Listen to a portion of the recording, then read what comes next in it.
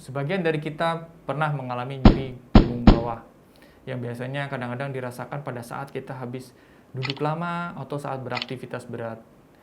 Pada siang hari ini kita akan bahas sedikit tentang low back pain, apa yang perlu kita ketahui tentang low back pain. Saya dengan Dr. Niko Raga, spesialis ortopedi dari Rumah Sakit Cinta Kasih Seci. Pada siang hari ini kita akan kupas sedikit tentang low back pain.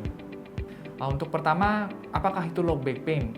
Low back pain itu adalah nyeri di bagian punggung bawah yang hampir setiap orang pasti pernah mengalaminya. Baik sebentar atau terus secara berulang atau secara terus-menerus. Banyak hal yang dapat menyebabkan gejala tersebut, dari aktivitas, kegiatan sehari-hari yang berulang, atau kegiatan tertentu yang agak lebih berat dari biasanya, atau juga faktor dengan usia yang berhubungan dengan aktivitas atau mungkin trauma, yaitu pernah jatuh, pernah kecelakaan di masa lalu. Gejalanya banyak macam. Gejala yang paling sering adalah rasa tidak nyaman di bagian punggung bawah, ya. Entah pegal, entah nyeri yang tajam. Ya.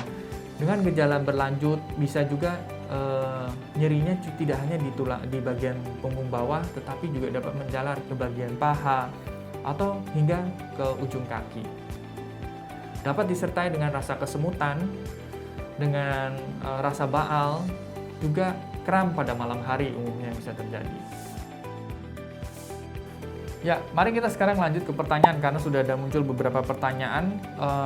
Pertanyaan selanjutnya, sudah 1 minggu punggung bagian bawah di atas ekor, saya terasa sakit saat sedang ditekuk atau duduk terlalu lama. Tetapi tidak terasa kalau dipijat. Itu kenapa ya?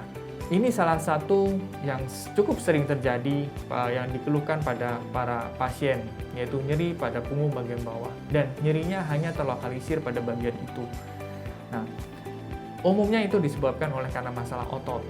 Ya, ototnya tegang, kaku, karena aktivitas yang lama dengan duduk. Karena pada saat aktivitas duduk, tekanan itu full terletak di bagian punggung bagian bawah yang berhubungan dengan tulang ekor. Gejala lain yang bila berlanjut bisa disertai dengan rasa kesemutan dan rasa yang menjalar. Nah, itu yang harus dihindari.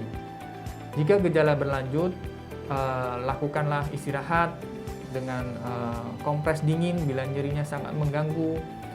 Kemudian berdirilah setiap setengah jam atau 1 jam setelah duduk, dan gunakan alas tidur yang keras. Dan jangan lupa untuk melakukan peregangan. Kalau sedang haid, saya suka merasa nyeri punggung bawah. Bedanya dengan nyeri haid dan low back pain ini apa ya? Nah, untuk memudahkan membedakan nyeri punggung bawah yang karena low back pain memang atau karena haid, itu gampang. Pada nyeri yang disebabkan haid, yang nyeri di punggung bawah, itu akan selalu berhubungan dengan siklus haid. Jadi mengikuti. Jadi kapan terasa nyerinya, dia akan pada saat-saat yang sama. Gitu. Jika dia bukan berhubungan dengan haid, tentunya akan tidak sesuai dengan siklus haid. Pengobatan low back pain itu banyak macam. Ya, pengobatan awal yang saya sudah sebutkan tadi. Nah, kita harus mencari tahu dulu sumbernya dari mana low back pain itu. Ya, sumber low back pain itu bisa dari hanya otot. Di bagian tulang belakang itu juga ada sendi, persendian kecil, kemudian ada bantalan, ada tulangnya sendiri. Nah, ini kita harus identifikasi. Dan tak lupa yang terakhir yang sering menyebabkan nyeri adalah adanya saraf yang mungkin ada teriritasi dengan masalah-masalah ini menyebabkan iritasi pada saraf sehingga nyeri berlanjut dan nyeri terus. Pencegahan low back pain secara umum adalah mengurangi aktivitas yang berat dan terus-menerus kepada bagian tulang bagian bawah. Contoh adalah menghindari duduk lama. Selain itu, kita harus menjaga juga kekuatan dari tulang belakang kita, terutama tulang belakang bagian bawah atau yang sering kita bilang low back, itu dengan olahraga. Ya. Olahraga yang bagus untuk tulang belakang adalah berenang. Ya. Selain itu, ada pencegahan lain yang tadi sudah saya sebutkan, yaitu hindari duduk lama, hindarin mengangkat berat tanpa pemanasan atau peregangan terlebih dahulu dan posisi yang salah. Saya mengalami sakit punggung di bagian bawah yang tak kunjung reda sesudah 3 hari dan disertai sakit pada saluran kencing setelah buang air kecil. Apa penyebabnya dan bagaimana cara mengatasinya? Nah, ini kita bilang jadi tidak semua low back pain itu disebabkan dengan otot, masalah tulang belakang, juga masalah persendian di tulang belakang dan lainnya. Di daerah nyeri di tulang belakang itu kita harus tentukan kenapa. Maka dari itu seperti yang saya katakan, dengan pengobatan atau penanganan awal ringan dan masih bergejala lebih lanjut, saya sarankan untuk pemeriksaan ke dokter karena kita harus mengetahui kemungkinan-kemungkinan lainnya. Seperti pasien ini, dia ada disertai dengan rasa sakit di saluran kencing saat buang air kecil. Nah, ini bisa berhubungan dengan sistem berkemih atau sistem kencing yang berhubungan dari ginjal ke saluran, dari ginjal ke kandung kemih, dan dari kandung kemih saluran ke keluar. Nah, itu bisa berhubungan. Bisa juga dengan nyeri di ginjal.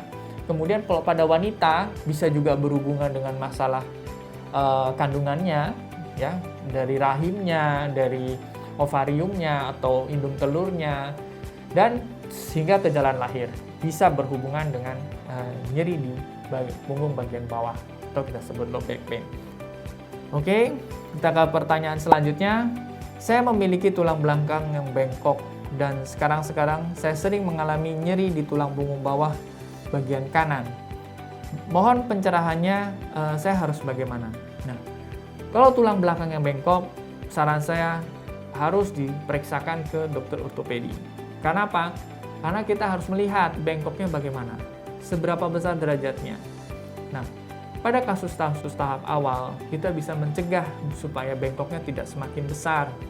Karena bila bengkoknya makin besar, akan menekan bagian-bagian tertentu di dalam rongga dada maupun di rongga perut. Paling sering adalah di rongga dada, contohnya paru-parunya tertekan, sehingga nafasnya istilahnya lebih pendek. Jadi ketika dibuat berolahraga akan mudah lelah, seperti lari segala macamnya. Maka dari itu, periksakanlah ke dokter sedini mungkin, ya. Kalau untuk masalah tulang belakang bengkok, bisa dimulai dari awal masa pertumbuhan yang dimana pada saat itu progresivitas bengkoknya akan semakin cepat, ya. Jadi periksakanlah ke dokter. Tentunya dengan bengkok ini kita tidak mengharapkan selalu dengan operasi. Kebanyakan kita bisa mencegah untuk terjadinya atau perlunya dilakukan operasi dengan penanganan yang baik. Kalau kalian ingin mempunyai topik pertanyaan masalah kesehatan lainnya, dapat Anda ketik di bagian bawah kolom Instagram atau komentar di bawah ini, sehingga kita dapat mereview dan melakukan pembahasan lebih lanjut. Terima kasih telah menyaksikan video ini. Sampai selesai, jangan lupa untuk di like dan di subscribe, komen, dan share, sehingga banyak orang lain yang dapat mengetahui tentang informasi kesehatan ini. Terima kasih.